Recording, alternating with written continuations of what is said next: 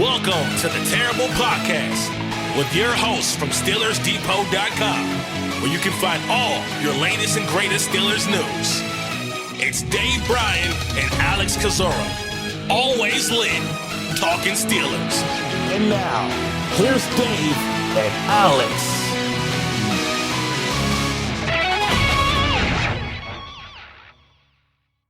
Welcome to the Terrible Podcast, Season 15, Episode 159. I am Dave Bryan from SteelersDepot.com, and with me doing the opening today, that means Alex Kozora is not with me on this Friday, July 11th. He's getting some well-deserved time off on this Friday, and I think some over the weekend as well, too. He's got obviously a busy schedule coming up. Once training camp gets underway in a couple of weeks, he'll be making the daily journeys out to Latrobe for Pittsburgh Steelers training camp 2025. So we're starting to gear ourselves up for that.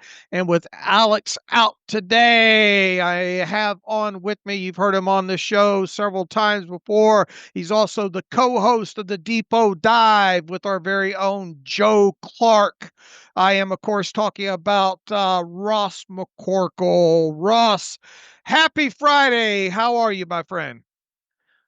Happy Friday, Dave. I am good. Thank you for having me on the show. It's always a good time. I just got back from a little vacation and all hell broke loose in Steelers world while I was gone. I just kept checking my phone and wondering if I could trust my eyes or if I had maybe been having a couple too many vacation beers while I was gone. And a lot happened while I was out, but we had a great time on our trip. We hit, we were in 3 different countries, went to Mexico, the Bahamas, and then we parked in St. Lucia for a few days. So really, really good trip. Great time. I'm Irish, and the near the equator in the summer isn't kind to people like me, but I managed to get by with only a minor sunburn. All right, so you had to wear a hat a little bit and some sunscreen. Is that what you're saying? Oh, yeah. I don't have hair, so a hat is obligatory. All right. The wife have a good time? Oh, yeah. She just absolutely loved it, and I think she's feeling the post-vacation blues right now just a little bit. You brought her back, right? Against her will. Okay, all right. All right, we got several interesting things we have planned out for the show today with Alex out. So we'll try to do our best to both share kind of the loss of him on today's show, and he'll obviously, I think, be back on Monday here. But let's start this Friday show off first with it's list time of the offseason. Ross, obviously the 5 or so weeks between the mandatory mini camps and training camp getting underway. You see all these lists come out, and part of that is the annual NFL top 100 players for the upcoming season. And we can get into how credible that thing is. I think the protocol with that is, I think basically they have those players, however many they can get, to fill out a form with their top 20 players in the NFL. And then somehow or another, they have a scoring system that they devise a top 100 out of. Not scientific. I imagine they fudged that to some degree there. And I think for a little while now, it was already teased that there was going to only be 2 Steelers players included, or at least at the time, or players that were with the Steelers last year that'll be part of this year's top 100. One of them being Cameron Heyward, and the other one obviously being T.J. Watt. And already we know where Cameron Heyward is at on this list. I think it got released either yesterday or the day before, and he came in at number 83 on the list overall, up from 98 last year. And I don't want to get into the semantics and the voting and all like that, but I looked at it and I kind of thought Cameron Heyward would be ranked higher than 83rd best player in the NFL at this time, specifically based on what he did. Kick Father Time's ass last year. Overall, put up a very, very great season. On the heels of him also signing an extension last offseason. Would you have bet that Cameron Heyward would have came in ranked higher than 83 and just, I guess, 16 spots higher than he was ranked a year ago? Oh, yeah. I mean, I think it's obvious that it's just the age factor playing in there because the last time he was a first team All Pro in I guess, what was that, 2021? The following year, or I guess for the voting for the 2022 top 100, he came in at 42nd. And I think he had a, comparable season. His sack production took a small dip, but in every other way, he was dominant. I mean, 11 passes defensed. They talked about it. Leading the team on that video is absolutely ridiculous for a defensive lineman, and his impact was really can't be overstated last year for a defensive line that otherwise struggled. I think he kind of kept them afloat in a lot of ways. And so, yeah, I mean, if he was a year or two younger, I think he'd be a top 50 lock kind of guy. He probably deserved that this year, but it is what it is. Who did lead in defensive lineman passes knocked down last last year? I wonder if we can pull that up real quick. I mean, he had to be up there, right, when it comes to defensive linemen. Let's see. I got passes defense here. See if I can. I'd wager he was number one. Let's see. I'm trying to go through the list here and see if I can pull out defensive linemen. I don't know if I can sort it that way, but Cameron Heyward there were several tied with 11 overall. I think he might have been the top ranked defensive lineman. Just trying to quickly go down through the list here. Denzel Ward, Stingley, McCollum, Michael Jackson, Brian Branch, Alante Taylor, Cam Taylor. Yeah, I mean, it looks like, I mean, I don't have them all broken down position here. I'm going by name. Did you know Darius Slay had 13 passes defense last year? That's interesting. Yeah, I saw some stat that NFL Live threw out where I think he's number 2 in the league over the last 3 or 4 years combined. And so he's very good and productive in that area. Yeah, that's definitely encouraging. Yeah, I want to say Cam Heyward, when it comes to now, DJ Reed had 11 as well too. So, okay. Wait a minute. What is DJ Reed? He's a defensive back, right? Corner. Yeah. Yeah. I'm thinking of another Reed there. Carlton Davis is a defensive back. Jalen Ramsey had 11 as well too last year. Yeah, he was on that list as well with Darius Slay. So the Steelers now have 2 of the top. I think the graphic they showed was just 3 guys, and they now have 2 of them on their roster. All right, that's something to look forward to with 2 key adds this offseason. I guess what I'm getting at here is, is there any defensive lineman better in the league at getting those hands up and getting one of them on the football? And he's obviously, for career-wise, done that overall. So I just think as a main takeaway here, and you see Cam Heyward on Twitter, and I imagine one of those rebuttals that he put out, he didn't, I don't think, quote tweet anything, but I think he took his ranking as disrespect as he should. No, yeah. I think this passes defense is a clear indication of just evolving with what's needed on the defense, because he had 9 in 2021, but he had never really gotten close to that 11 figure before. And as the Steelers, pass rush has become so dominant and the ball's getting, out of the quarterback's hands quick, he's found a way to still make an impact. And that's, a massive credit to him. Absolutely. All right. Where do we think T.J. Watt's going to come in on this thing? Top 20 easily, right? Yeah, I'd have to look at where he's been, but he seems to be getting quite a bit of I don't want to say disrespect, but kind of almost disrespect lately in terms of just because those last, 5 games, including the playoff game, was kind of quiet for him. So I don't know if the recency bias will play in there. I think right around 20, unfortunately, but I would hope top 20.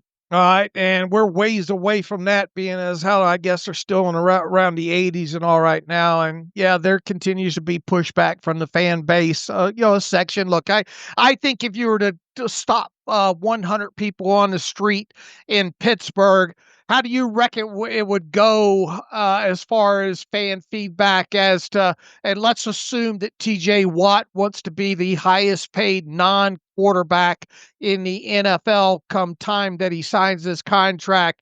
What do you reckon the percentage of people would be that would be just get it done, pay the man versus no way is TJ Watt worth $40 million a year APY? Yeah, I think that the people who are against it in general, I think there's two categories of them. There's the people who kind of think he's falling off or might be close to falling off, turning 31 this year. And then there's the people who just don't think it's a great strategy for the Steelers overall with maybe a rebuild on the horizon. I think I tend to think that there's more of a vocal minority type of situation playing out because it sure seems like there's quite a bit of people who just want to trade him or move on, get what they can, and clear up some of that cap space for the future. I mean, you've done a great job talking about why that's not a good idea and why they need to pay him for a variety of reasons. But I think all that said, I think a 60%, 65, maybe 70% would want to keep him, or at least that's what I would hope. Okay, and look, what I don't at in anywhere in your gut do you see him being traded this offseason? I don't. I just can't imagine another team. How many teams could even make that work right now without doing some kind of like 4 void year crazy spread out, cap hit type of thing? I mean, I'm sure there's a few, but the few that have that much cap space, are they all in right now? Why would you do that with someone turning? I mean, you'd have a lot of the same questions that the Steelers have. He's turning Right. 31, and so why would some other team that maybe isn't close and has this cap space even do that? And so, if he is traded, maybe is it a Minkah Fitzpatrick type of situation where there's a player involved and some obvious, it'd be more significant draft compensation, I think, even with a player involved. But the only way I see it happening is if there's player for player, and those kinds of trades are rare to begin with. So I don't see it happening. Yeah, and look, I've been firm in this, not only from the cash and the cap situation with the Steelers and all like that. They just don't, and they just don't trade away players. The only way I could see this happening is if TJ Watt just threw up his hands and said, "I'm not signing any deal. I want out of here. I want to go to a contender. I want a chance to win a Super Bowl in the next couple of years." And then already you're going to shrink the number of teams on a list that would probably hit those marks with him. And then once again, I think you hit on a good point that a lot of people don't take into account here is that a team that was to trade for him would be set with he's not, they would the Steelers would have to give permission for a team to start talking contract with him, because no team in the right mind is going to just trade for him and then have to work out the contract negotiation from them. And his contract demands are not going to change. He's still probably going to want to be the highest paid non-quarterback in the league. He's probably going to want at least the first 2 years fully guaranteed, if not the first 3. And any team that would be interested in him would be in the same set of negotiation obstacles to overcome. And then on top of it, I just, because of where the Steelers are in a cash situation and having to put money on the books not only for this year but next year as well too, the only way if indeed it got to the point where Watt threw up his hands and said, "I want out of here," the only way I think the Steelers could do it if it was for a primary player in return, and it would probably be a wide receiver or somebody that you're having to pay and give money this year and have some money on the books next year. In other words, I couldn't foresee it being, all right, just give us a handful of draft picks and we'll make do with it and kind of go from there. So, and the list of players out, I suppose you could throw in Terry McLaurin, but you're dealing with a player that also would probably demand a contract similar to that of DK Metcalf and want kind of the same guaranteed money. And people would throw up their hands there. Then on the Steelers side, why are you paying this guy this type of guaranteed money and this type of money for at the age he is on top of it? So I would be absolutely floored if the Steelers traded T.J. Watt. I get the sense that you would be as well too. And once again, the only way I see that happening is if it's all T.J. Watt saying, "Get me out of here." And in the meantime, I'll be shocked if the Steelers don't get something done with him by week 1 of the regular season. Yeah, and I think trading him would kind of invalidate, or however you want to say it, some of their other moves this offseason. It's like, it just wouldn't make sense. Why get a guy like Aaron Rodgers? Why make these aggressive trades for DK Metcalf and give him all this money? And why, trade for Jalen Ramsey and Jonnu Smith if you're just going to go ahead and get rid of, the guy who, the stats, what 10 losses and 1 win? Like, what's the counter at? The Steelers have only managed to win like 1 or maybe 2 games without him in his career. So it just wouldn't make sense at all. I'm not in favor of it. I understand people who maybe think it's not a great strategy overall as the rebuild's on the horizon, but I don't see any reason to believe he's going to fall off a cliff for at least another couple years. And, the guarantee money will probably not go much further beyond that. Right. And, for people that are concerned about the money, I mean, the cap's going up again next year, probably astronomically. And if you got, there's no franchise quarterback on the horizon that you're having to pay on top of it. The team's got to spend money somehow over the course of the next 2 years to satisfy the CBA. And look, if you got into a cap situation, and assuming he just did not fall off an absolute cliff in 2025, you could restructure and kick the can a little bit further down the road. I don't think they'll get into a situation like that, but it's an easy workaround. People are too concerned about cash and cap when they don't really understand the overall big picture of it as well too. But I'll get off my soapbox when it comes to that. Go ahead. What's the penalty for not hitting that 3-year kind of 90? What is it? 95%, 90%? Yeah, I mean, you basically still have to pay the money into the players, So the penalty is that you're not getting around not spending at least 90% of the cap over a 3-year period. And I sent that clip out of the CBA to somebody on Twitter recently who asked, I don't have it in front of me verbatim here, but you're not getting around not spending 90% of the 3-year cap total in cash on the players there. And and when it comes to this, look, 90% is the minimum that teams, but as a league, they have to pay out 95%.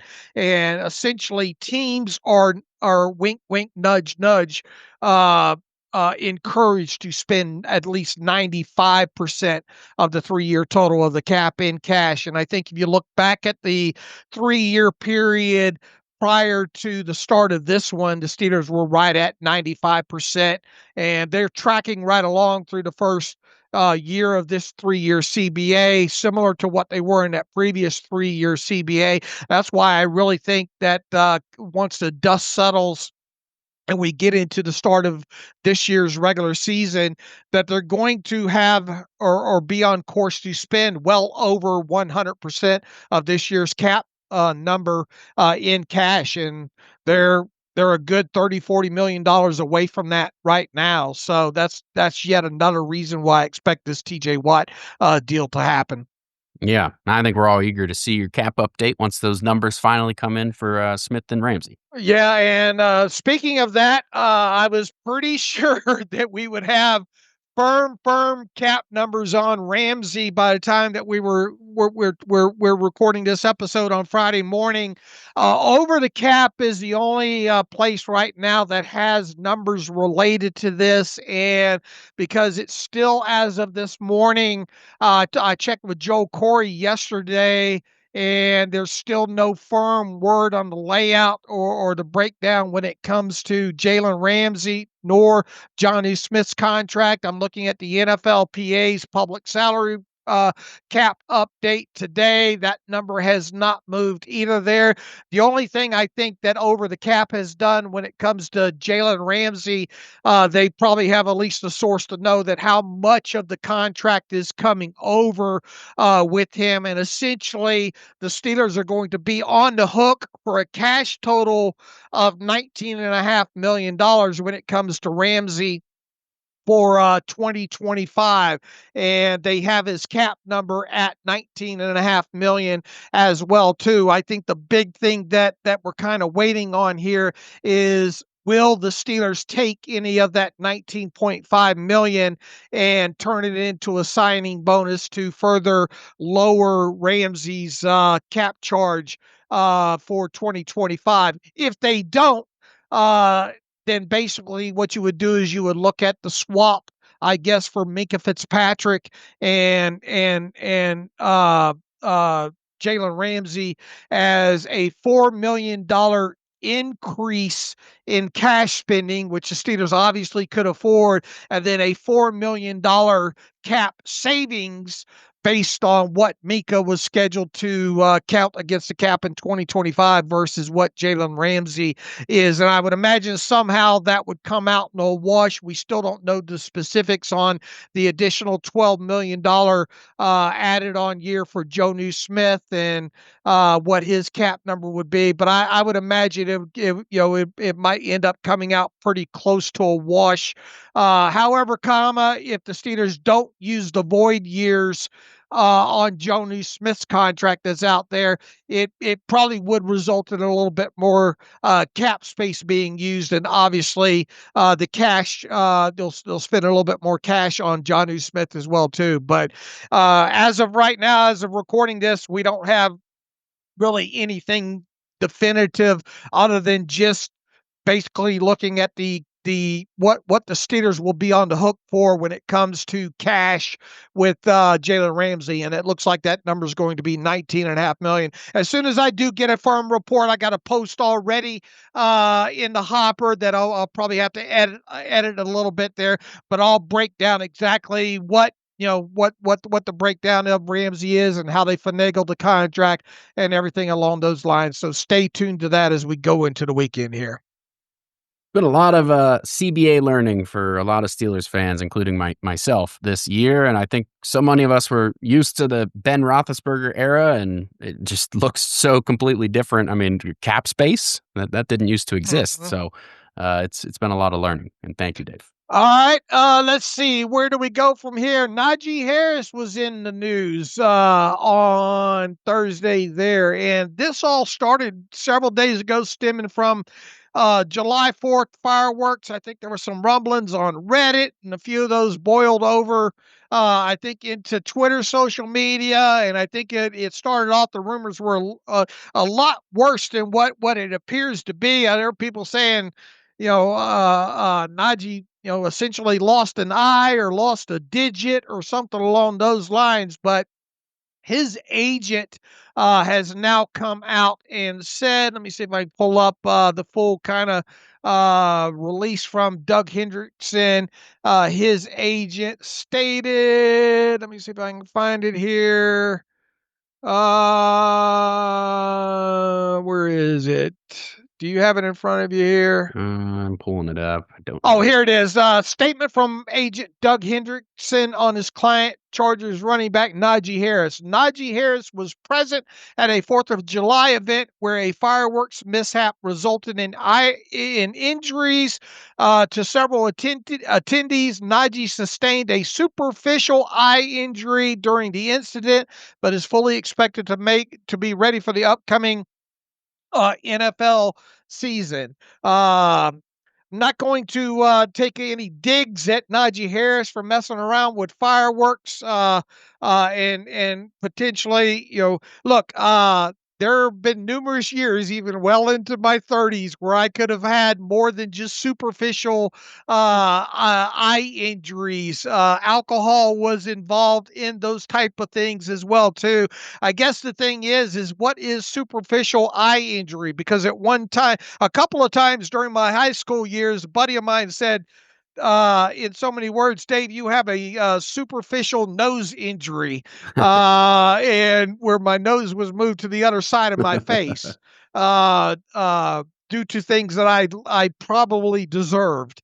But then overall, I think the takeaway here is that he was injured in this 4th of July fireworks event, and hopefully for his sake, he did not lose an eye. He can still count to 10 on his hands, and we'll just have to see where it goes. But this is a thing where I hate to use the pun, smoke.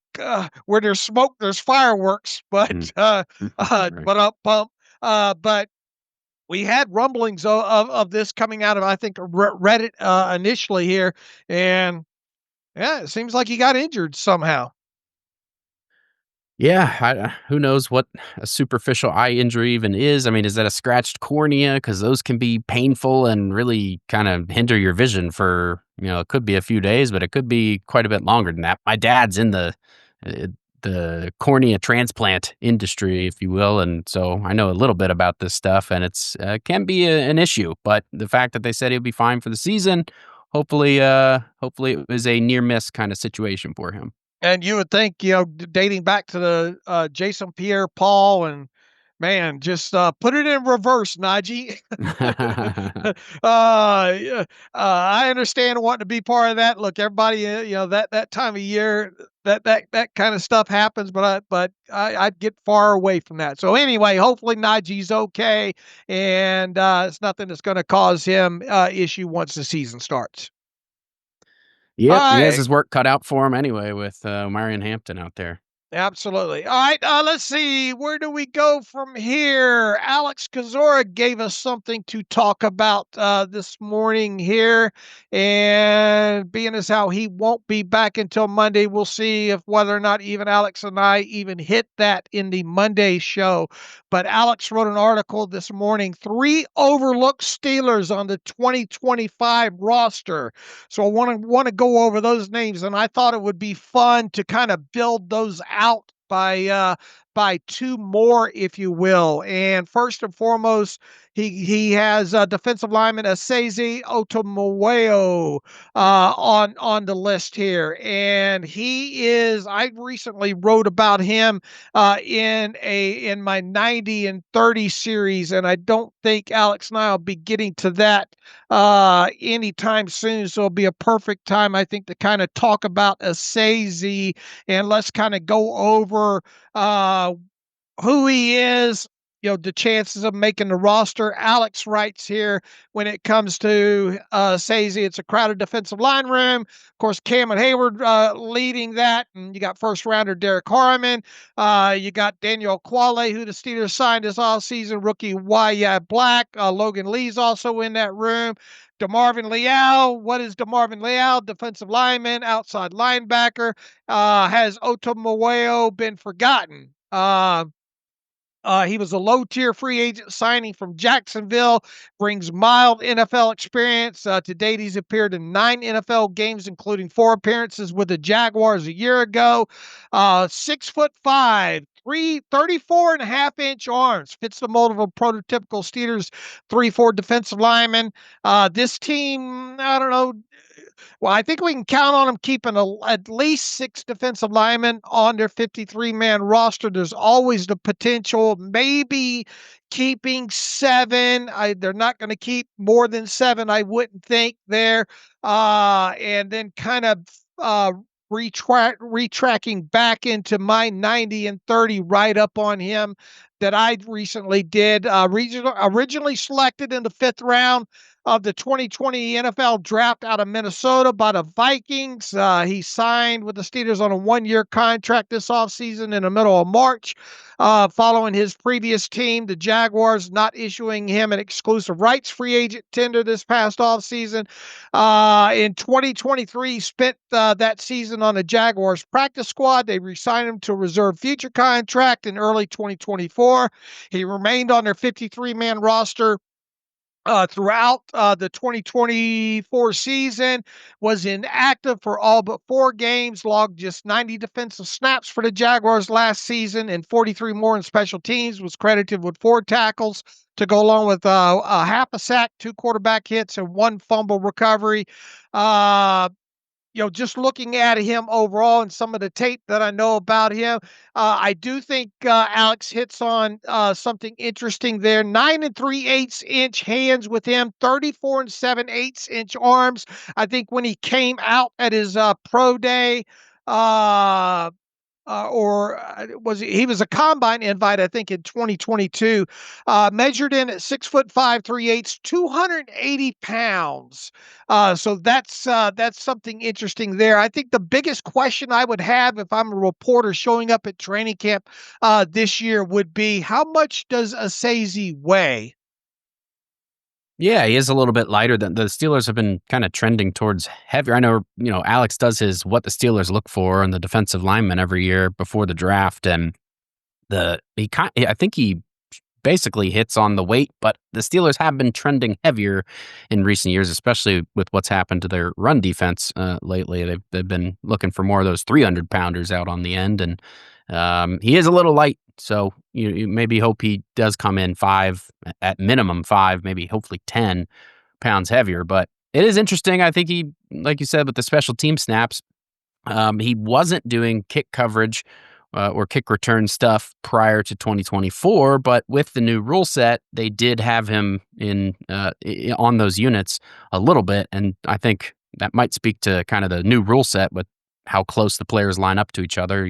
I don't think before you would have defensive linemen running down the field on the kick units. So some special teams value there. I don't know if that's kind of how he would have to make the roster or what his value is. I haven't actually done a roster prediction yet to actually stack up these guys. I think I'm going to do my first one next weekend, but I struggle to see a spot for him just because the room's so busy, crowded. I think, YA Black and I mean, there's guys that like why is his Well, name escaping? you're obviously going to have Heyward in there. You're going to have Keanu Benton.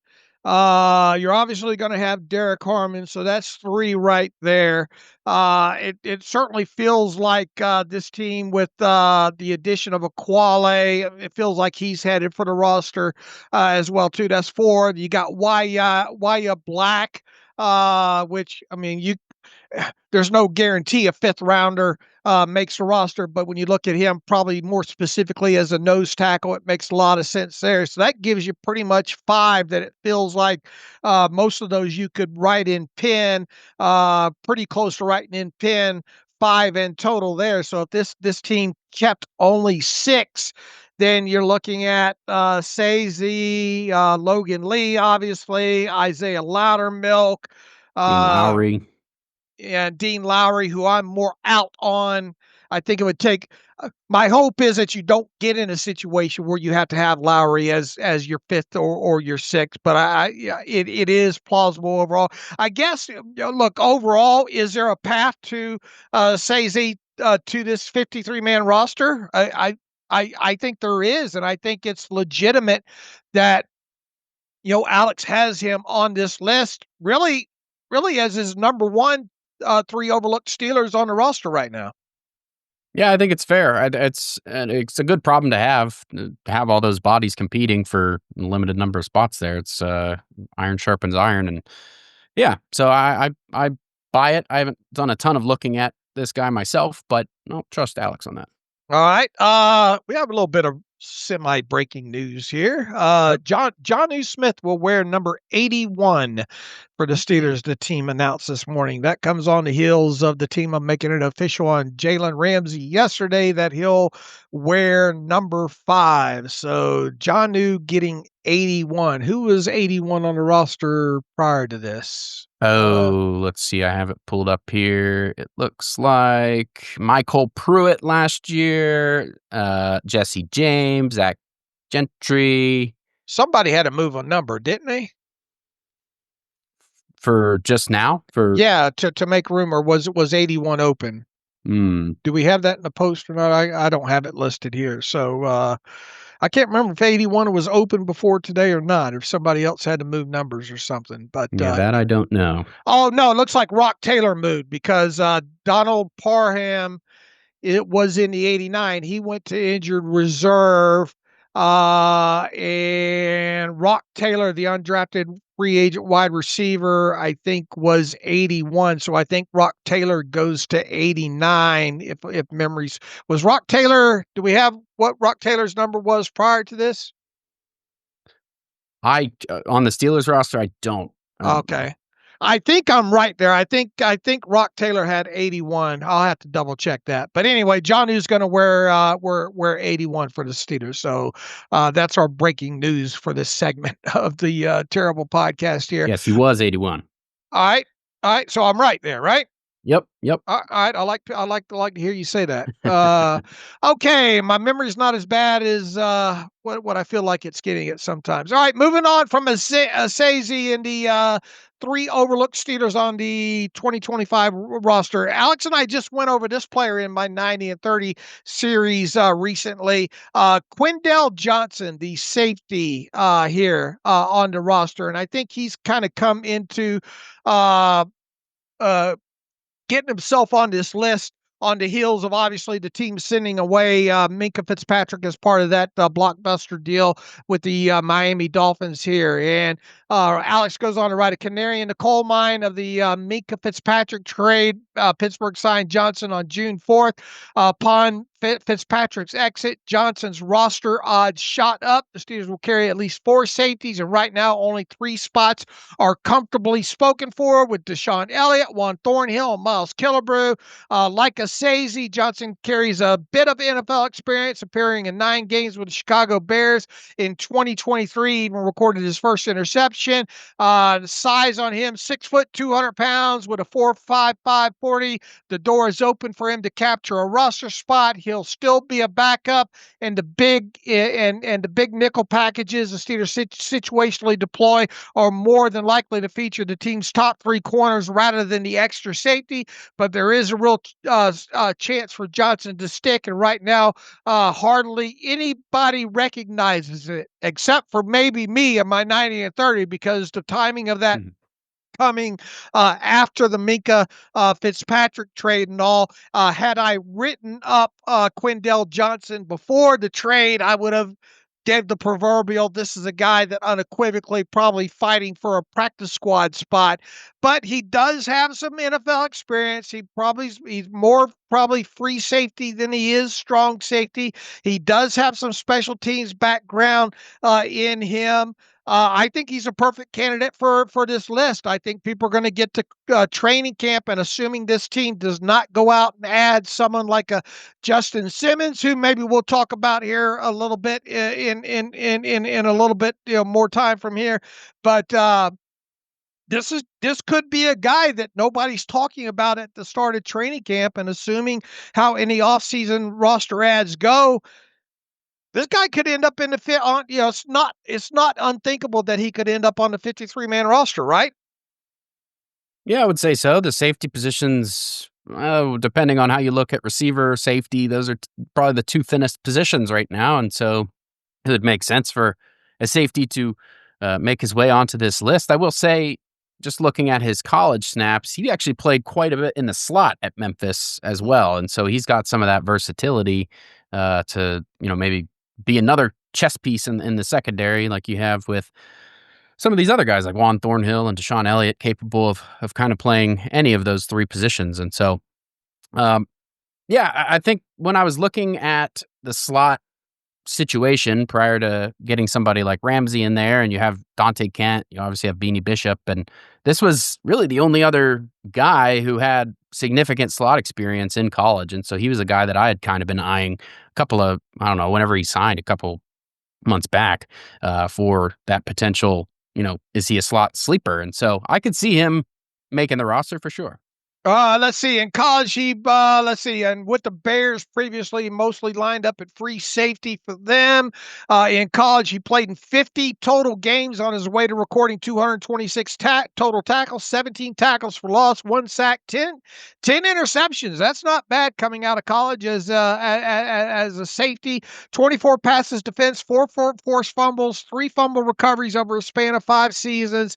Once again, mainly played free safety in college and in the slot throughout his college career, in addition to logging a lot of time on special teams. Look, he's not going to make this roster as a 4th or a 5th safety if he's not special teams capable. I think he's able to do that.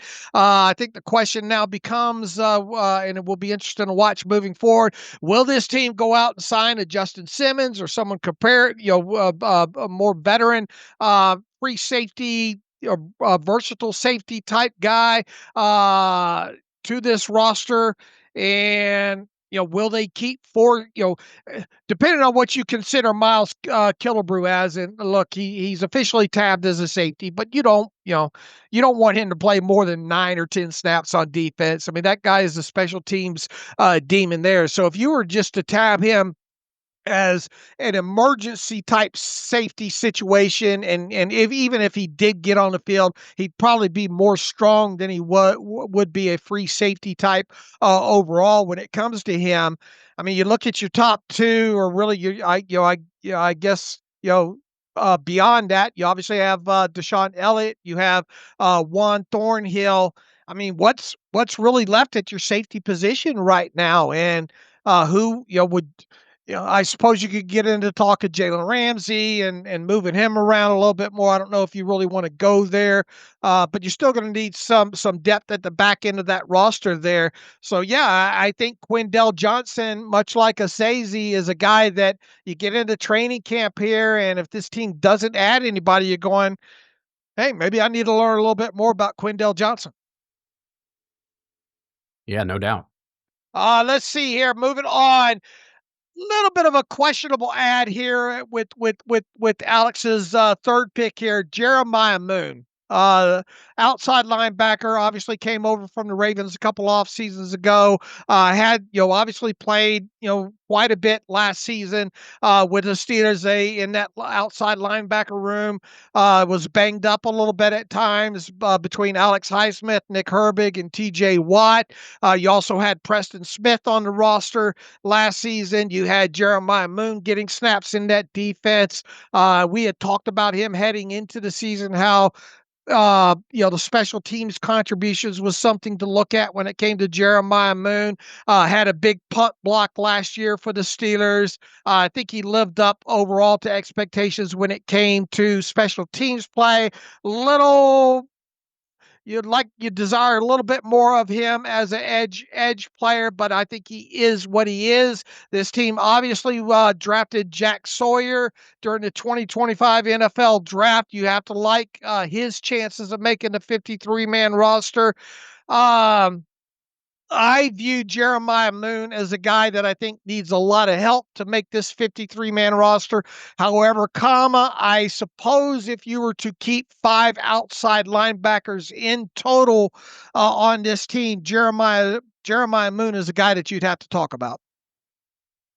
Yeah, I struggle to see how they would keep that many, just because how loaded that inside linebacker room is. And you have a guy like Malik Harrison in the mix, who is going to be an inside guy primarily, but has experience kind of being able to play a little bit of edge in certain situations in the past. And so, how do you really fit a guy like Moon into that mix? I struggle big time to see his path.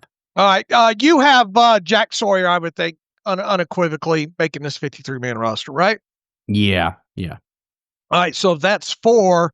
We've had to talk about what is DeMarvin Leal. It's a big off season for him personally. I think the writing is on the wall when it comes to him. So long story short, I understand why Alex put Jeremiah Moon on this, but I also understand too why he's the last of the 3 that he put on his list. Let's try to build it out 2 more names and non-rookies here. Who are two names that, I don't know, maybe we call them bubble boys, something along those lines, where people probably not so in tune at who this player is, but probably has an outside chance at making this 53-man roster? Yeah, well, we talked about safety and receiver being kind of two of the thinnest positions. And so naturally, I think you got to look at some of these receivers. And I was going to talk about Rock Taylor, but going outside of the rookies, I think Brandon Johnson's a guy that you have to keep an eye on.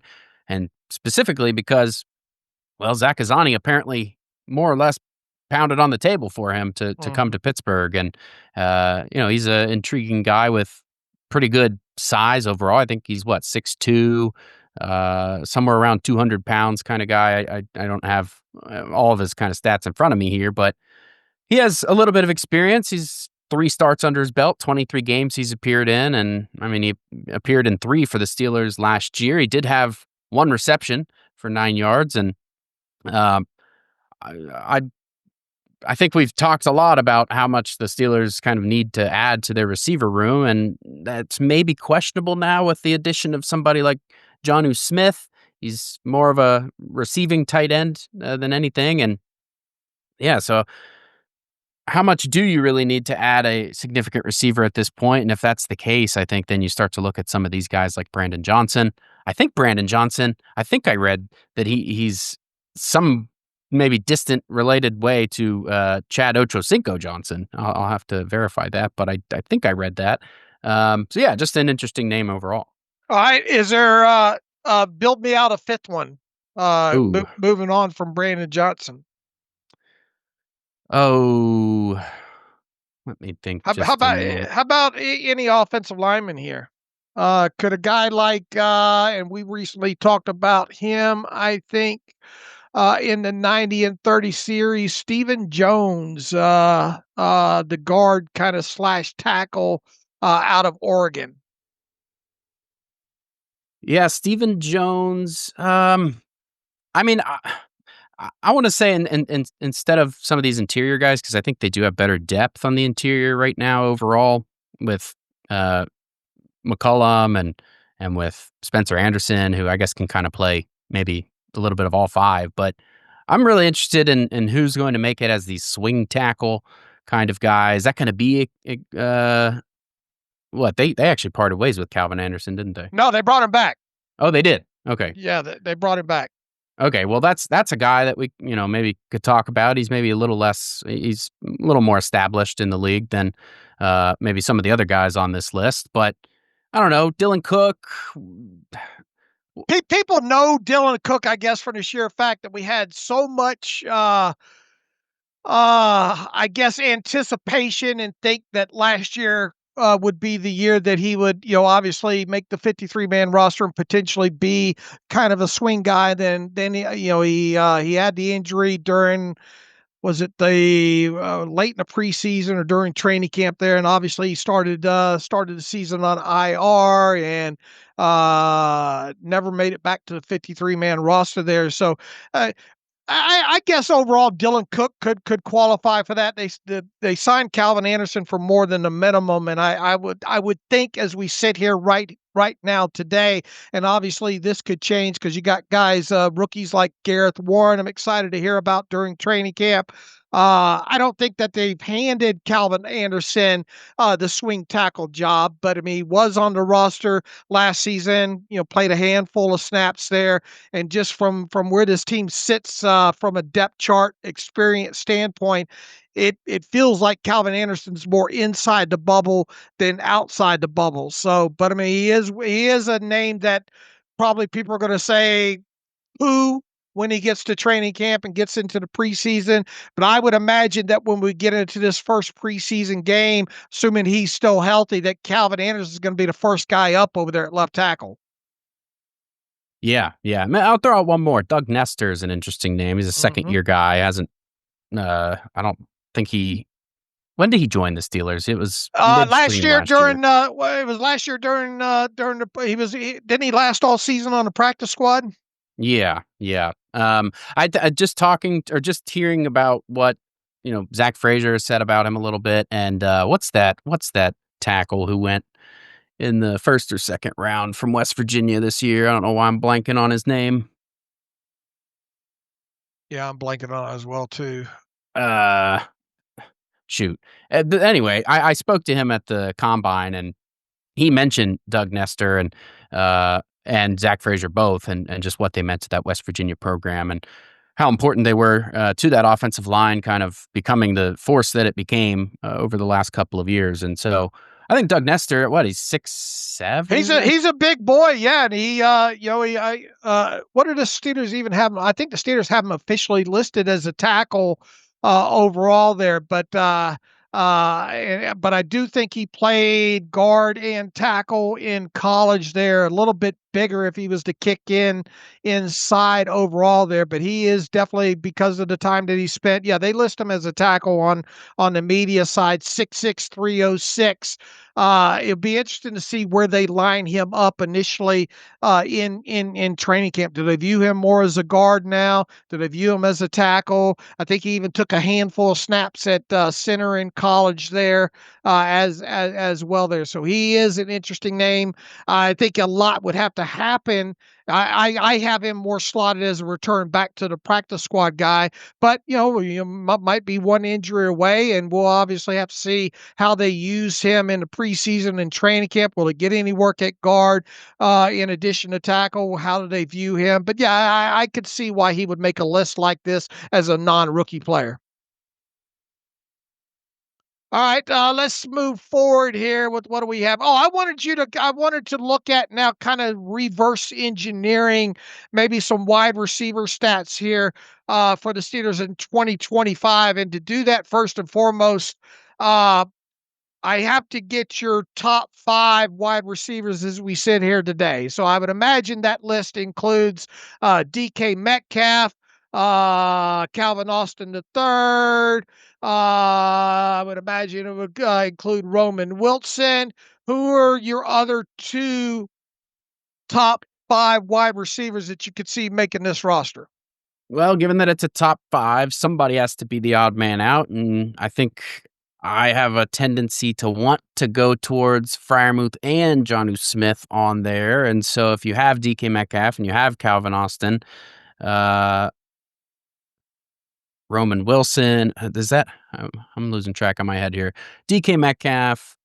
Sorry. And Jalen Warren. So I think Jalen Warren will definitely be up there, because I think, Breece Hall had a whole lot of receptions last year with Aaron Rodgers. Yeah, but I'm wanting only your wide receivers on the depth chart. I don't want just pass catchers here. Okay. So what I'm trying to do is I'm trying to force you into a corner of your top 5 wide receivers. And look, this team very well could end up keeping 6, because you got a guy like Ben Skoranek who's got special teams ability and all like that. You got Scotty Miller in the mix as well too.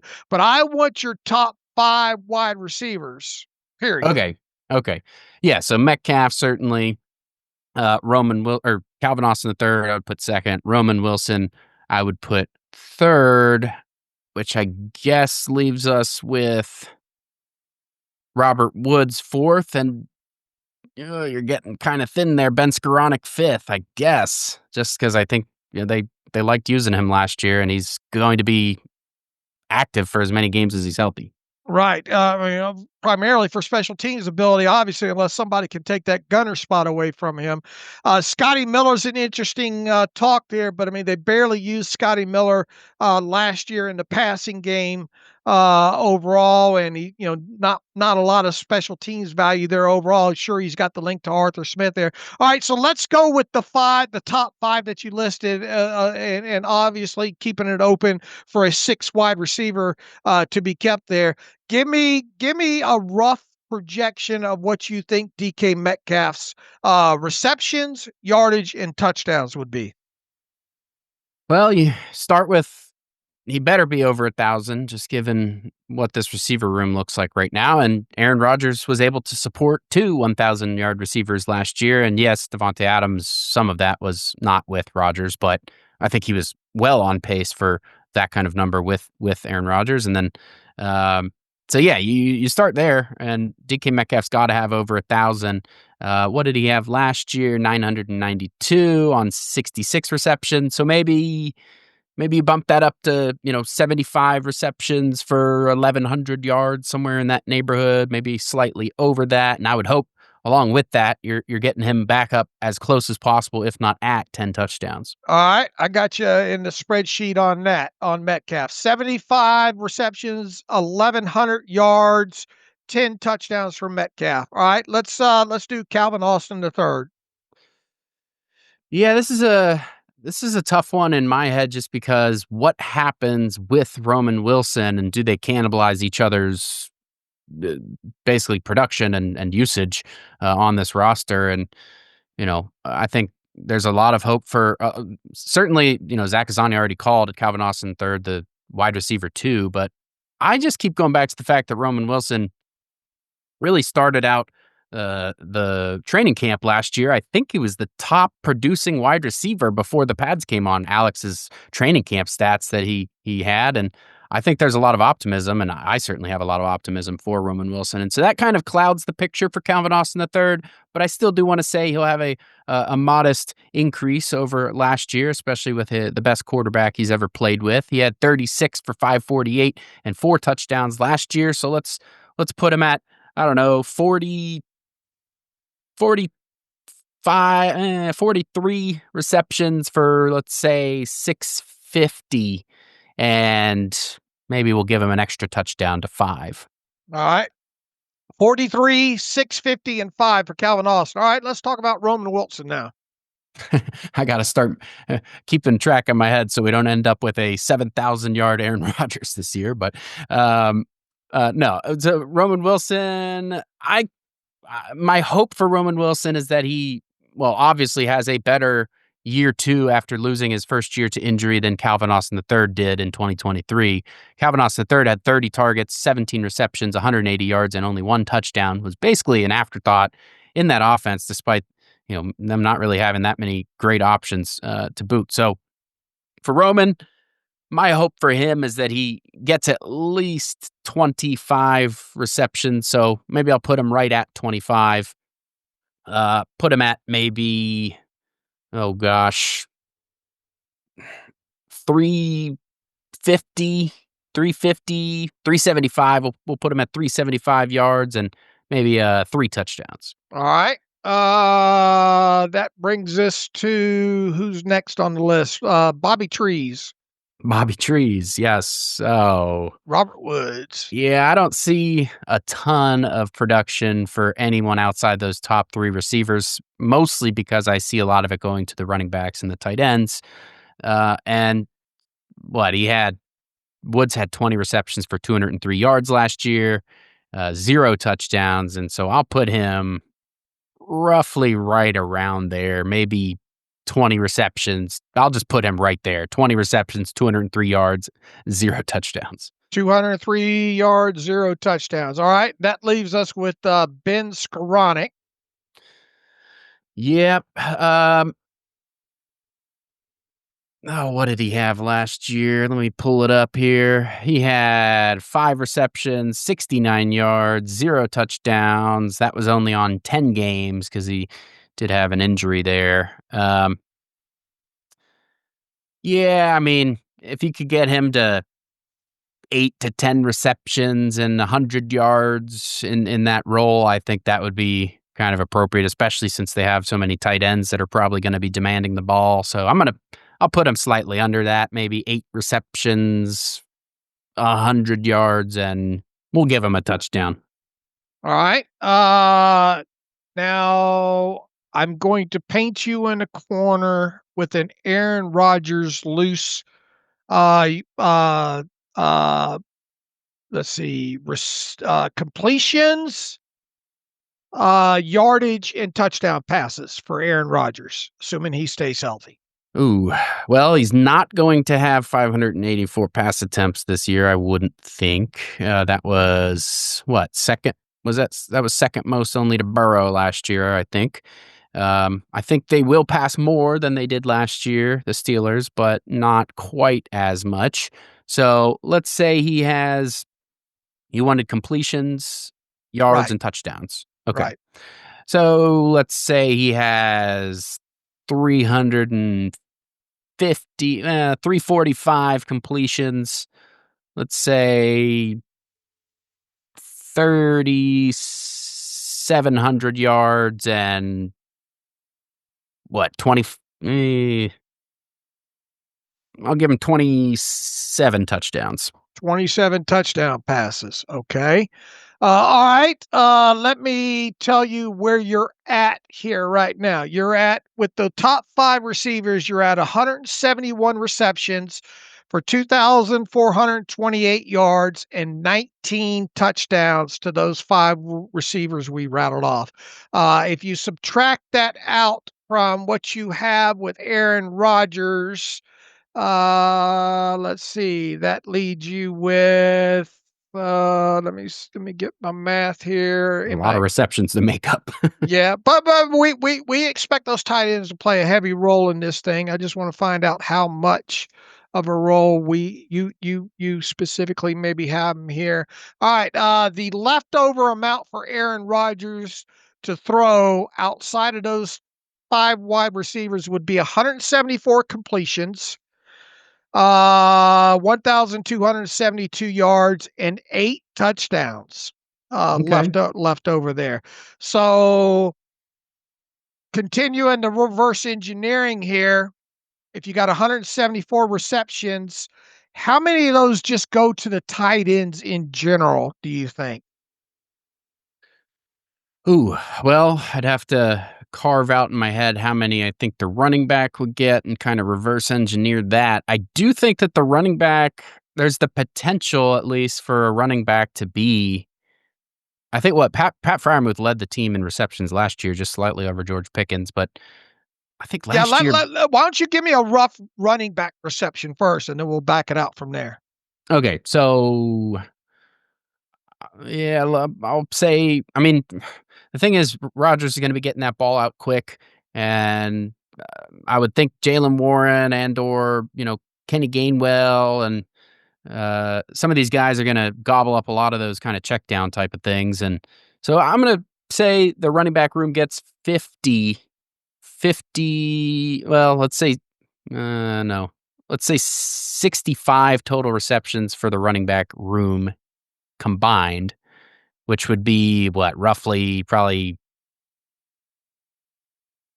Well, this is starting to paint me into a corner here, Dave, because we're running out of we're running out of yards to work with. I'll give you a quick recap here. Let's see. Warren had 38 for 310 last year. Najee had 36 for 283, so you're up over 600 yards and 74 receptions just for those 2 players alone in the running back. So, do you think the running back room, and that's just your top 2, because Patterson had 12 for 80. Right. I think that was it for the running back room last year, right? Warren, Najee, and Patterson there. Heyward's more, tight end. Pruitt didn't have much there. So I guess the question is will the running backs have more or less than 70 receptions in 2025? I think that's a great over under right there. I think it'll be probably right around there. I'll go slightly under. All right. So you want 68? Yeah, we'll do. I'll go back down to 68. 68's good. And where I'm kind of painting myself into a corner here is we're running out of yards to work with, and this is going to leave the tight ends with not a whole lot, which Sure. I think. But and that's why we're doing this exercise. And if we were to give these running backs, 9 yards per reception, which I think is fair, overall times 9, that puts us at like 612 yards for the running backs. Let's give them 2 touchdowns within that. If we were to subtract that out from the remaining Aaron Rodgers leftover numbers from the top 5 wide receivers, Let's see, minus that. That gives us 106 receptions. That gives us 660 receiving yards. That gives us 6 touchdowns left over here. So, wait a So minute. I'm relatively comfortable with the remaining receptions to give out to the tight ends, but maybe perhaps I undershot how many passing yards and touchdowns Rodgers might have by just a little bit. Because I do think, Or maybe, realistically, did you overshoot maybe in some of the wide receiver yardage here? yeah, probably. I think maybe a Roman Wilson might, or the combined basket of Roman Wilson and Calvin Austin probably is overshot by a little. Um, I don't want to get back into revising that, but yeah, I think that would leave us with 600 some yards for the tight ends, and I think 300 apiece for Freiermuth and Smith would be a huge disappointment. So Sure. yeah, so I mean, we're talking probably. I mean, would it surprise anybody if at least one of them was double that? I don't think so. Um, I mean, so one of them, I'll be disappointed if one of them doesn't eat. You got 660 yards left over here to go to the tight ends. I'd be disappointed if even, I mean, surely Freiermuth or Jonnu Smith on their own will get 660 yards receptions, right? you'd hope, yeah, you'd hope. So yeah, I think maybe revising the specifically the Calvin Austin and the Roman Wilson combined basket, because of what I said, they might cannibalize each other just a bit in their role. Revise them down a little bit, maybe revise Aaron Rodgers' yards up just a hair, and then you have some room to work with these tight ends. And I think Pat Freiermuth, uh, there's going to be some cannibalizing of their role, and I think even with Darnell Washington, it seems like Aaron Rodgers already has taken a liking to him, and so how much is that going to cut into it? I mean, who's going to lead between those two? I tend to think Freiermuth will. At least I hope. I think he's kind of been on the cusp of a breakout, and he's just been in need of an offense that'll feature him and a quarterback that's willing to throw over the middle a little bit more. And I think Rodgers can do that, and I think Arthur Smith wants to do that a little more. And so I think Freiermuth would lead the group.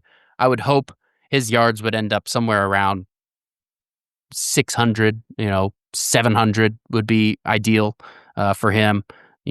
6 touchdowns, 7 touchdowns. In terms of receptions, maybe. I mean, this is where it starts to get tough because See, this is why I wanted to do this exercise, because we got all this talk too about the Steelers potentially going out and adding another wide receiver as well too. Everybody's saying, Gabe Davis or who else? Boyd's name's been floated around there. And look, I mean, is Bobby Trees absolutely a lock to make this team? I mean, I probably not. guess from where we sit right now, I guess, but I mean, I'm not sure I'd bet my house on that right now. And, whether or not Ben Skoranek makes it is really kind of insignificant, because whoever's at the bottom end of that, depth chart, say you swapped out Ben Skoranek for Scotty Miller, is either one of those guys going to have more than 10 receptions? Probably not, unless things have gone haywire there. We mentioned Brandon Johnson as a guy, potential bubble guy player. Even if he was in the mixer as a number 6 or something, you can't envision him cracking 10 receptions if things went wrong there. That's what makes this so challenging, I think, is you got all this talk about this team potentially adding another wide receiver. And let's go back to the top of the wide receiver list here. How guaranteed is it? Are fans expecting a 1,000-yard receiving season out of Metcalf? And when we get into crunching this down the way that we are, how plausible is that? Even if we were to give Aaron Rodgers 4,000 yards passing, bumping it up 3,700 from your 3,700 to 4,000. I mean, right now, and I would be tickled pink, I think, if Aaron Rodgers threw for 4,000 yards, wouldn't you? Oh yeah, All right, absolutely. so I guess it goes back to the question: is Metcalf more likely to only hit 900 receiving yards than he is 1,100? Well, he's gone over 1,000 3 times, and he's hit the 900 mark 3 other times. So, yeah, I guess he probably that would be fair. I think there would be disappointment among the fan base, specifically because of how much they paid him, and George Pickens was on pace for over 1,000 last year until how many did he end with? It was just shy of that, I think. But he was on pace until he got injured, and so I think people are wanting to see an improvement, given that they moved on from Pickens. They got Metcalf. They gave him that long-term deal, a lot of money, parted with the second-round pick, and so I think 1,000 yards would be kind of the litmus test for disappointment among the fan base. But I could see him falling just short. I mean, he had 992 last year. Maybe he has 950, and some of that extra yardage goes to the tight ends. All right. For his career, Metcalf has averaged 14.4 yards per reception. Only once in his career has he had averaged less than 12 yards per reception. And as far as receptions go, you had him at 75? Only twice has he eclipsed that. What if we went down on Metcalf down to, say, 70 receptions for 900 yards? That would put him at 900 divided by 70. That'd put him around 12.85 yards per reception, and still give him the 10 touchdowns. Is that more, is a 7,900 and however many touchdowns you want to give him more realistic season for Metcalf in this offense, knowing that he's the number one, knowing the amount of attention he's going to get from opposing defenses? He's not going to have, at least we don't think, the kind of compliment that he had several seasons in Seattle there. I think it starts at the top with this wide receiver group, and I do think that the expectations for Metcalf from most of this fan base, when you get into doing exercises like this, might be overshooting. So, I mean, is 70 for 900 more realistic for Metcalf over a 17-game season? I think it's totally within the range of possibilities there. Again, I would be a little disappointed, but I think it's quite possible. I would hope that the touchdowns are a little up. He had 5 last year. I would hope he's having at least 7 or 8 this year, if he's not having the yard production. All right. And then, once again, I would like to think that you're not going to have these two tight ends have fewer than 500 receiving yards each, right? Yeah, right. I think that's fair. And that's why, once we got to the tight ends, I was like, oh crap, I'm out of space. So yeah, I think that's fair. Freiermuth, one of them, I would hope kind of flirts with 700 plus, and the other one maybe 550 kind of range. I purposely, and for those listening, I gave Ross a little bit of a headway in our hour and a half production meeting ahead of this show. Actually, I just sent him a DM. Hey, I'm going to have you reverse engineer the wide receivers here. So he didn't have all that much prep time on this, but doing this exercise now, the way that we have, what is your main takeaway? Give me your top 2 takeaways after doing this exercise the way we have. What are your top 2 takeaways? Yeah, well, either Aaron Rodgers is going to have a great season, which I think is possible, and have 4,000 plus yards, and have a season that no Steelers quarterback has had in quite a while now, or expectations might be slightly too high for some of the pass catchers. Or I think that the other takeaway is that there's more pass catchers than anyone's given this team credit for, and I forget who put that report out there. Somebody was recently saying, I think it was Graziano yesterday from ESPN, was saying that the Steelers are actually pretty happy with who they have, and they're not totally shopping extra pass catchers at this point. And I could see that. I mean, you got Jonnu Smith in there.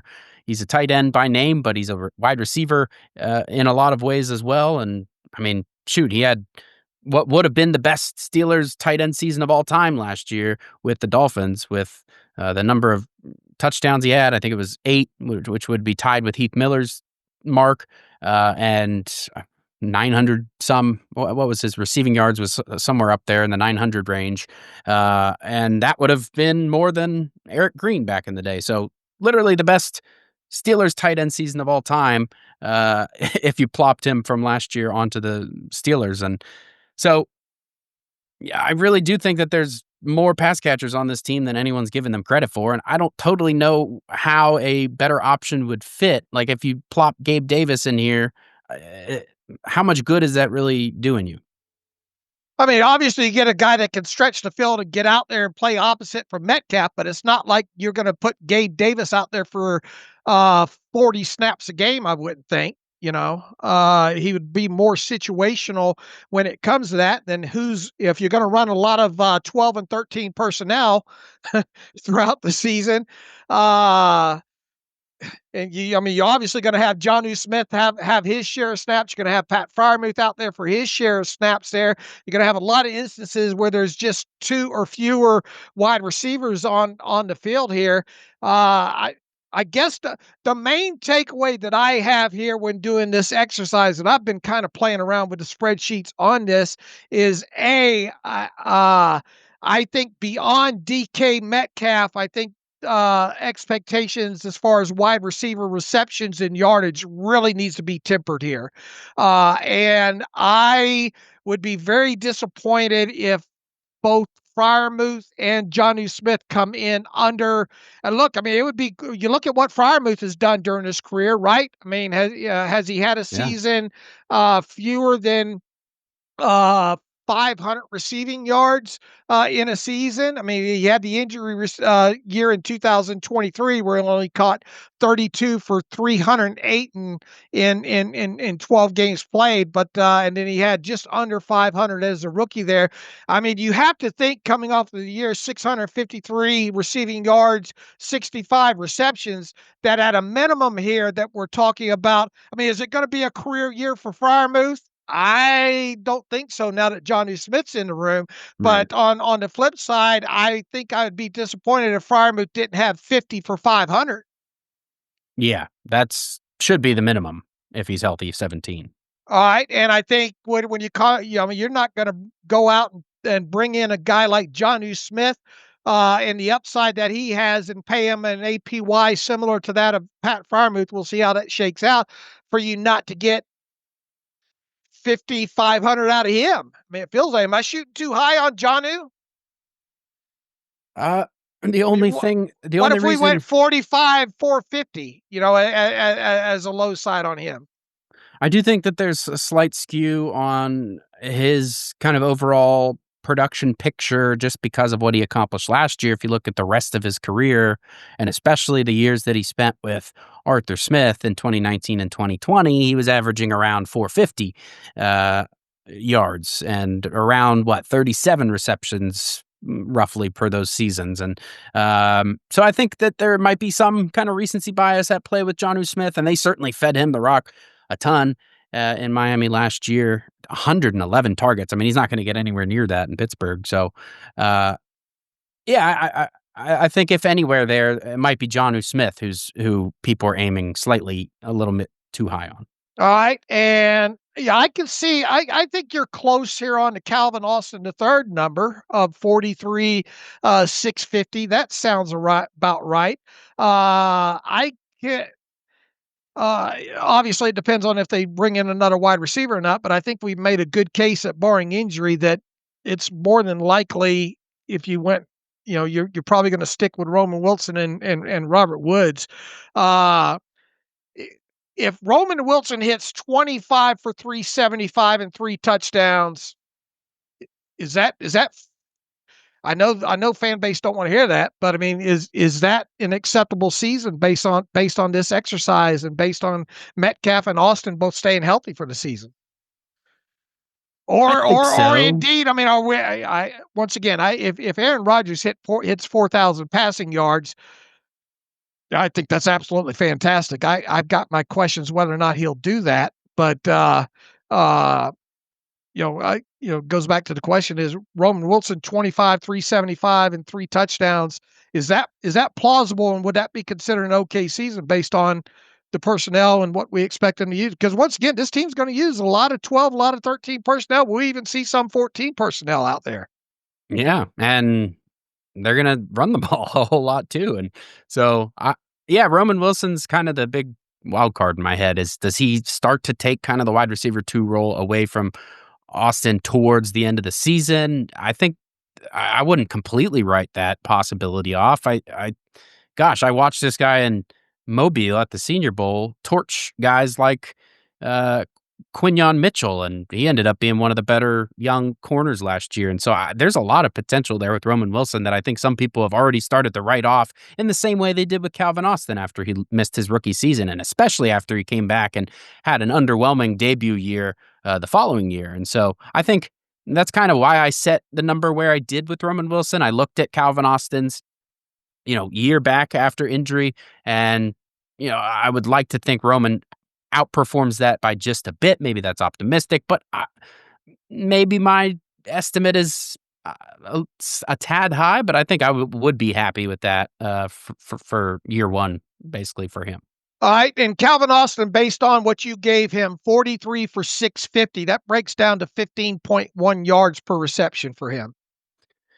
Yeah, that seems like maybe a little bit much in general, but I mean, he has the speed. They haven't totally found ways to unlock that or use it consistently. They found some ways. I mean, there's times last year where they kind of had him blow the top off the defense, but I think that there's still quite a bit of meat on that bone in terms of him being a burner downfield. And so maybe adjust that down to 14 or, 13 and a half.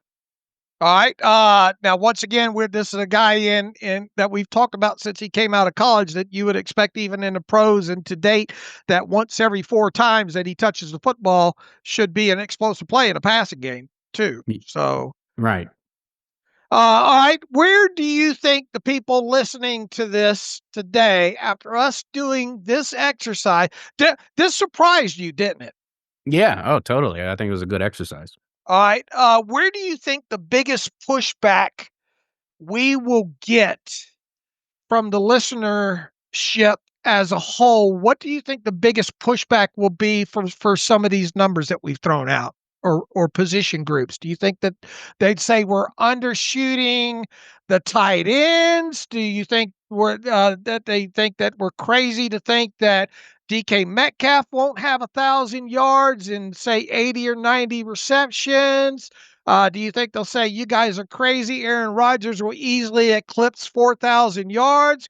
You guys are way too light on the running back receptions. Where do you think the majority of the people listening will try to push back on this exercise? I think Metcalf will top that list. I think, again, anything under 1,000 yards, some people are going to be kind of upset with in general.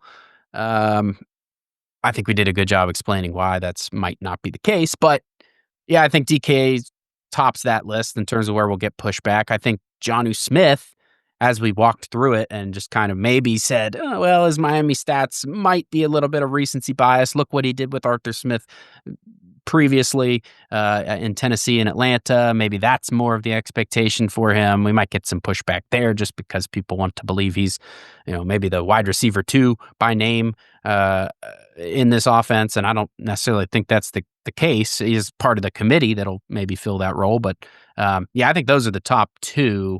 And I think there is kind of a cult following for Roman Wilson that might say that that's aiming a little low.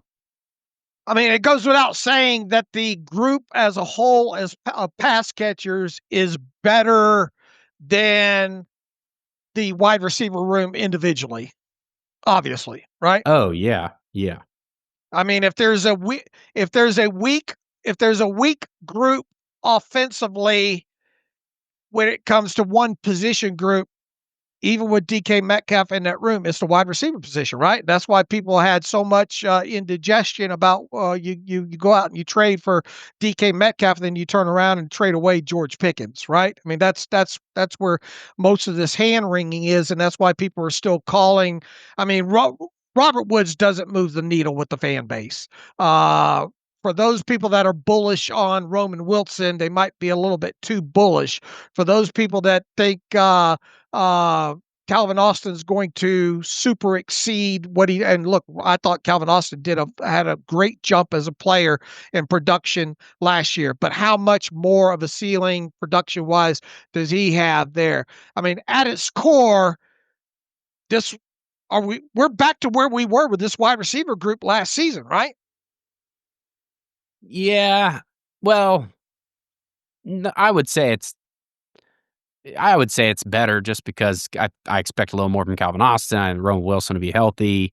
I think in general, yeah, in terms of if you lose the top guy, like when Steelers lost Pickens and it kind of everything came to a screeching halt, I think there's potential for that to happen again if DK Metcalf misses any kind of time. So in that sense, yes, I think you are kind of back in a similar area. But I think overall, the committee of, twos or threes or whatever you want to label them as is quite a bit better.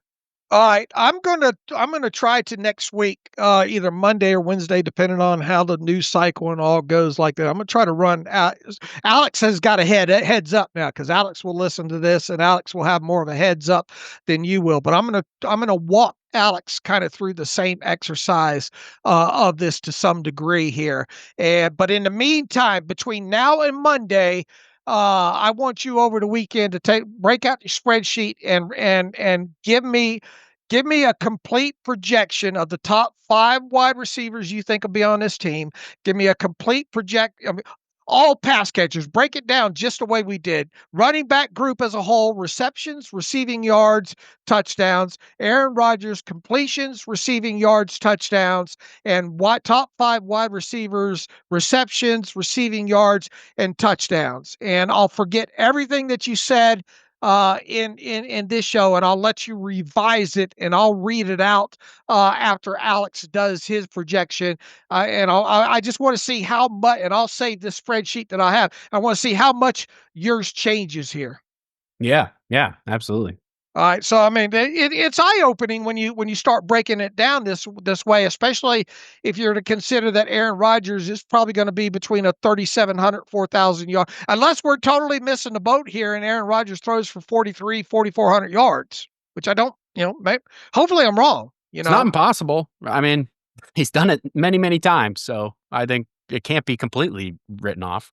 All right, so I mean, this is why I wanted to take the time, because we had time and, just give us something else to kind of talk about than TJ Watt and, cash and cap and all like that. But hopefully this was an enlightening exercise for everybody. If you're out there listening and you want to try your own shot at this, breaking it down, or if you want to say look at it this way, send us an email and give us the pushback. Where are we wrong? Maybe with the wide receivers or the tight ends. Are we overshooting the tight ends?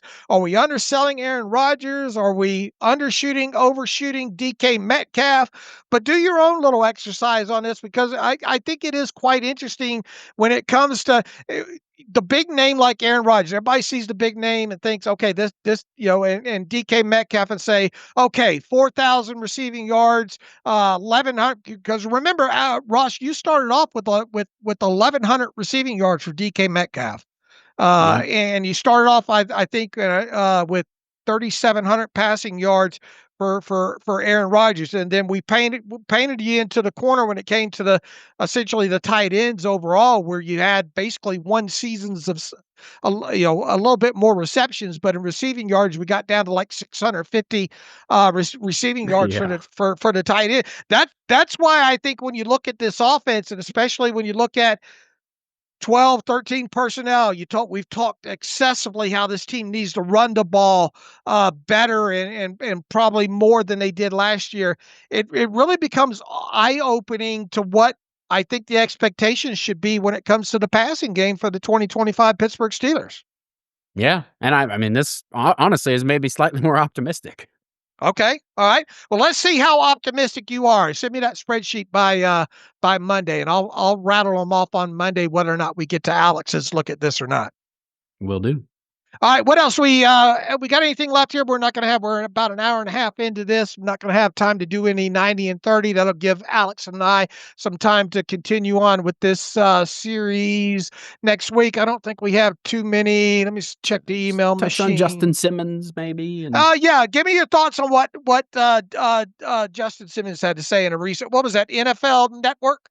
Yeah, they posted it off of something from the Denver Post, I believe it was. And Simmons basically explained why he's still a free agent. I mean, this is a safety that should be signed right now and probably has several offers on the table, I would think. But he kind of let on what he's looking for in his next team. And he said, well, he really did enjoy Atlanta and he would still pick them 10 out of 10 times.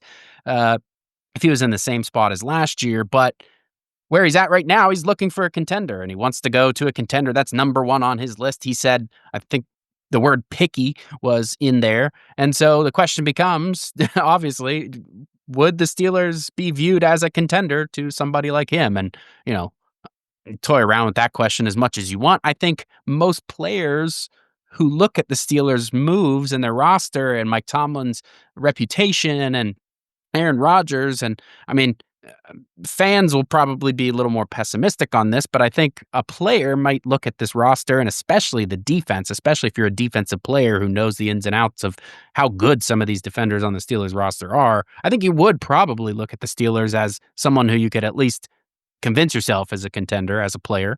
And so, is this somebody that the Steelers are able to bring in between now and I guess the start of the season, hopefully a little earlier than that if they do, so that he can get used to the defense and all. But I mean, I talked about it earlier that the wide receivers and the safeties are probably the two thinnest groups right now. And you're one injury away, probably at safety more than anywhere else, from really being in a pinch. And the Steelers felt the effects of that in 2023 when they started, I want to say it was 7 or 8 different safeties that year, with Casey getting suspended and you had Trenton Thompson getting injured and a bunch of other guys having injuries. They're bringing in guys off the street, Eric Rowe and all like that. And so, yeah, I think safety is kind of one injury away from really being in a pinch. And so bringing in somebody like a Simmons who can play free safety really frees up the secondary a lot to deploy their safeties in a number of different ways. I think Thornhill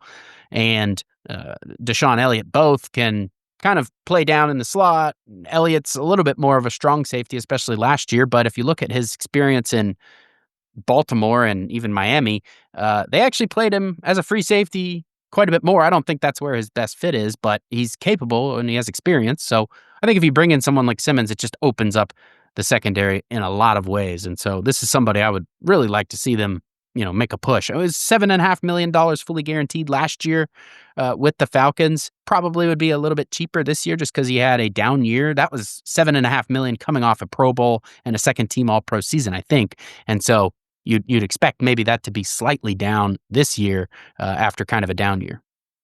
I think you hit on the biggest point here is what happens if one of Deshaun Elliott or Juan Thornhill, and look, obviously the addition of Ramsey and all, and the jettison of Minkah Fitzpatrick and all like that. I mean, we don't expect Ramsey to go full blown safety.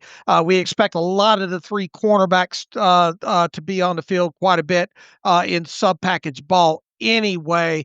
But you're still at times going to probably need 2 safeties on the field unless you bring in another corner onto the field and just really try to confuse defenses and all like that. But I guess what I'm getting at right now, for lack of a better word, Juan Thornhill seems to be your starting free safety right now when you have two safeties on the field, right?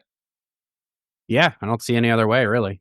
All right. So what happens if you were to lose, God forbid, Deshaun Elliott or Juan Thornhill to an injury? We already talked about the potential of Quindell. Quindell making this roster. But I mean, obviously you don't want to put him in that position where he's having to play a lot of snaps, overall in the back end of that defense there. Could you probably get away with it, get you out of a game? Yeah, we've already talked about Miles Killebrew. God forbid he had to get into the game. He'd be better fit, strong safety.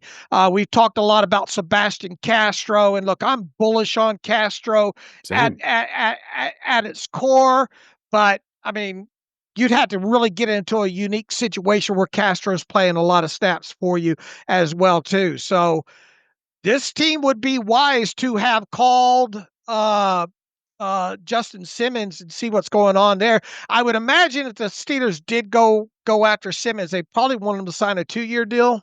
Yeah. So that is something worth, continuing to wonder. And look, how many times have we talked about during the offseason the 90 or 91 man roster that this team breaks mandatory minicamp? You usually have a couple of guys that end up on the 53-man roster that were not part of that mandatory minicamp. And already we have Jalen Ramsey and Jonnu Smith as being two that weren't with this team in mandatory minicamp that are going to end up on the 53-man roster. Logic tells you that at least one more player is coming, I would think. And could that player indeed be Justin Simmons? It makes a lot of sense if you can get the money right, and if he deems the Steelers as a contender. Yeah, I think you're in. There's a debate to be had between if you lose DK Metcalf and if you lose, say, Deshaun Elliott, which position is more in trouble. Both are probably at the top of the list on the Steelers roster, but I would maybe argue the safety injury would be more impactful overall, just because we saw what happened in 2023. The communication of the defense completely broke down. It limited what they were able to do. They had to simplify their defense in a lot of ways, and I don't really think they wanted to have to do that. And I mean, this defense is supposed to be the unit that carries the team. I think, and there's the potential for it to be the best defense in the league if you really look at it position by position. And one injury to, I think safety has kind of been devalued over the years, and I think we're about to maybe find out what Minkah Fitzpatrick's value was outside of his playmaking, especially if there's an injury to somebody like an Elliott. And look, we saw how impactful last year Deshaun Elliott was as a strong safety and what it means to this team to have someone that can rotate around and play predominantly in the box and do the things that he did last year. And that's why this team automatically, it was probably a no-brainer to go out and extend him this offseason because of it gives you some security there. But God forbid, what if you lost him? Who's going to be your strong safety? God forbid he goes down. Yeah, I guess it's Sebastian Castro or yeah. And look, we try to be as objective as possible. We try to spit shine Quindell Johnson and Sebastian Castro as much as we can and prop them up in the perfect lighting and all like that. But there's only so much that you can do there without actually seeing them on the field for this team. Yep. All right, good conversation there. I guess let's see what we got in the email machine here to close things out. I got one for here that Richard Jameson bumped back up to us. Says, why was Miami willing to let Jalen Ramsey and Jonnu Smith go? Will that become a problem for the Steelers?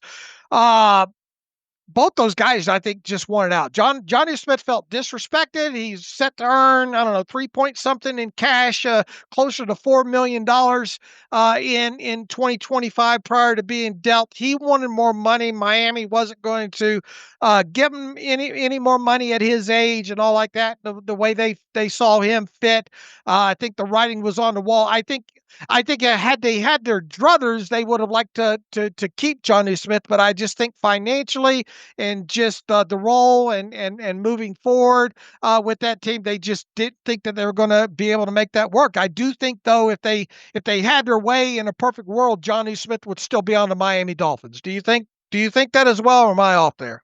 Oh, yeah. I think they said as much, and he said as much. That I think the report was that Smith very much wanted to return to Miami, but the contract stuff wasn't working out. And so to the listener's question, what was it, Pat? I think Richard Jameson. Yeah. Oh, Richard. I think that the biggest concern with and this is kind of the Steelers entering territory of building through trades and free agency rather than the draft. This kind of comes with that territory. But DK Metcalf, a guy who reportedly has been making trade requests behind the scenes for a few years now. Jalen Ramsey, he's been known to do that a few times. Jonnu Smith, I guess he didn't outright make a trade request, but was kind of wanting out. And so you have three guys who have a history of doing that and are willing to do that if they don't get their way with contract or maybe their usage or whatever it might be. And so that is something I guess I have slight reservations about in the back of my head. I mean, what do you think? Do you think these guys' attitudes are going to impact this team negatively? Not this year, no. But what happens when you don't have Rodgers and seemingly you might be view them as not a contender next year? What happens then? I guess. Does it help a guy like Ramsey that he doesn't have to go in there and be the face of the defense? You've got guys like Cam Heyward. You've got even though you jettison Minkah Fitzpatrick and all like that, but I mean you've got and Aaron Rodgers talked about this as well too, having the built-in leadership and all. Does that take some of the pressure off of a guy like Jalen Ramsey to just come in here and play football? To an extent, what really does that mean? I mean, the corners aren't the communication hubs of the defense anyway. They're out there on the flank and they're not the primary communicator. So we're not talking about that. But in terms of just kind of being like the emotional leader, I think that'll help maybe a bit. But I mean, the media is still going to be pushing mics in this guy's face after every game just because he does give good sound bites. And so in some ways, I think the pressure will still be there. I think as long as the Steelers are winning, Jalen Ramsey won't be a problem. I think if you get this team, look, he's been quote to some degree a mercenary, I guess, for the money, and he's getting even a little bit more money than he was scheduled to get in 2025 as a result of this trade because the Steelers are pushing $1.5 million forward from 2026 to give to him. He obviously already got the $4 million roster bonus from Miami. Miami's paying $3 million of some of the money he was due on top of it. So Jalen Ramsey's getting more money, so he's happy. He's going to it sounds like he was a little bit disgruntled with things that were going on over in Miami, ready for a change of scenery, probably looking forward to playing for a coach in Mike Tomlin. So, I mean, you would really have to ask the Miami organization what the real reasons are for letting guys that are prime players in the NFL go. But I think the players had a lot to do with that overall. Yeah. All right. Anything else? I don't think we have time to get. I don't even think we got many other emails in here anyway. So I think it's a perfect time to get out of here at hour and 45 minutes overall here. I gave Ross some homework that he'll be getting back to me with as far as the breakdown of the exercise that we did. I invite listeners to either create your own spreadsheet or just push back hard on any of the stats that we put out there for Aaron Rodgers or any of the wide receivers or the tight ends. Maybe you have some main takeaways. Did that exercise help any of you listening to maybe back off a little bit, maybe from expectations in the passing game? Hey, we're open to criticism on this, but I thought it was a fun exercise to do and kind of semi-catch Ross off guard there. Ross, tell the people where they can find what's going on with the Depot Dive with you and Joe Clark. Yeah, Joe and I will be doing episodes continuing on Tuesdays. We usually do those in the afternoon or early morning, or late morning. It's probably going to shift a little bit with training camp because we're a little swamped. We'll probably start doing those maybe in the evening more than in the afternoon there. So expect those to be bumped back a little bit, but we'll still try to stick to our Tuesday schedule.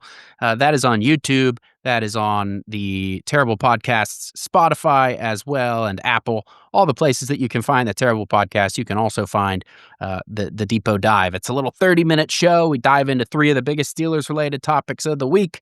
We try to have a little fun with it when we can. And Joe and I think we just crossed the year mark of about a month ago. So flown by a little bit, but we're into year 2.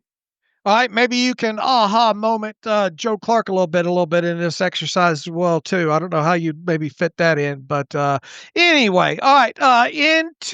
Until Monday, as usual, you can follow me on Twitter at Steelers Depot. Ross, what's your Twitter handle? At Ross_McCorkle. All right. Follow the show at Terrible Podcast. Email the show, theterriblepodcast@gmail.com. I'm serious. I want to know thoughts on the exercise that we did with the stats in the passing game and all like that. However you want to phrase it, whether it be your own stats, pushback, or whatever, work crazy or whatever. I'd like to see some email responses to talk about on Monday with that. Alex should be back with me on Monday. Let's see, if you want to donate to the show, SteelersDepot.com, hit the donate button. Also, if you like an ad-free version of the site, SteelersDepot.com, hit the ad-free button, follow the directions that way. And as usual, you can email the show, theterriblepodcast@gmail.com. So as always, thanks for listening to the Terrible Podcast with Dave and Alex, and today, Ross McCorkle.